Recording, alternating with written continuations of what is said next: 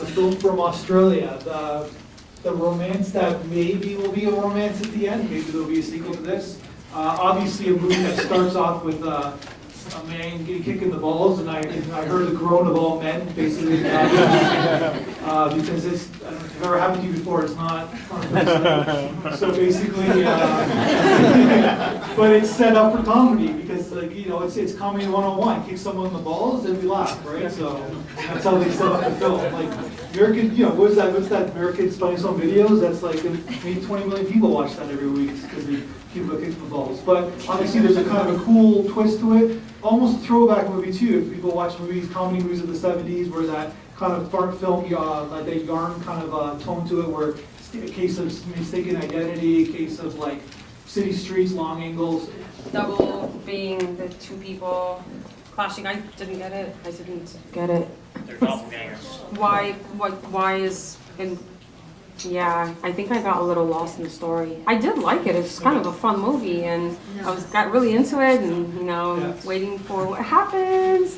That arrogant guy, he's like, yeah, I'll tap that ass.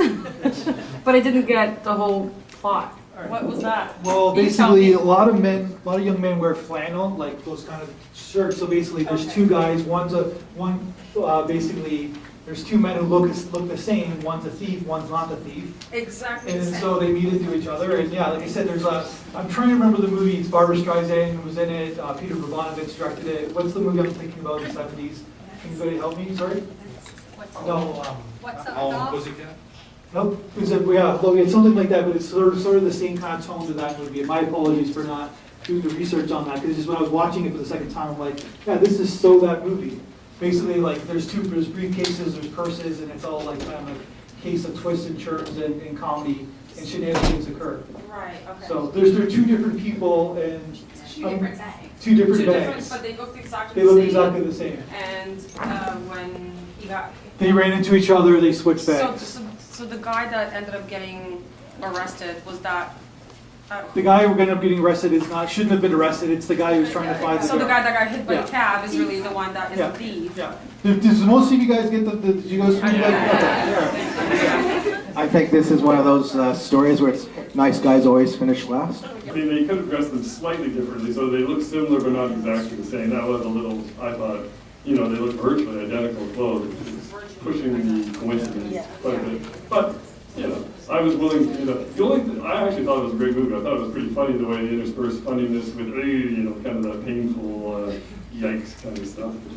The only thing I thought at the very last scene, I actually didn't like the taxi driver hitting the guy and she comes out and looks at her phone. I liked it. That to me was the one weak little scene at the very end, which unfortunately at the end kind of is major, you know. But other than that, I really liked it. Thanks. I have to agree with him that it's kind of pushing it for the coincidence around them looking exactly the same, and then doing the exact same thing at the end where the taxi cab runs into him. Like, that's too much of a coincidence as well. So it's like trying to, you know, two major points of the story are just a bit too, to have two big coincidences. Anyway, that's not what I was going to say. What I was going to say is I found it interesting that the guy got his pants stolen, which means that at the very end, when she phones him, where they could have potentially had a connection, you're questioning whether that happened in the end, the homeless guy probably got the guy's phone. Yeah. In the case of the So that's such a bummer.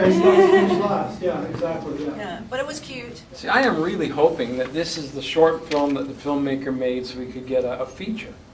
And then you make a feature where you resolve all these things that we're talking about. It was such a fun little screwball comedy, right? And why not? I hope that he gets a feature made with these characters, and in the end, Ted and Jenny end up together. Yeah. Just to go back to like the plot point holes you're talking about, like the first scene in the movie, the guy gets kicked in the balls and jumps up 10 feet in the air. So obviously we're suspending disbelief about what's happening. So we're just going to be taking, like that's sort of the theme of the first half of the film. It's not the theme of the whole night, but being that we're suspending disbelief. It's not, we're a little bit off grounded. Like the next two films we're watching are very grounded, like this is the real world kind of films. And it's just like the throwback, anybody watches silent films or Charlie Chaplin back in the 20s, there's always shenanigans like this. There's always kind of rompiness and we're supposed to have a good time and suspend disbelief. But at the same time, maybe it's not for everybody, or maybe that's just the point of the film.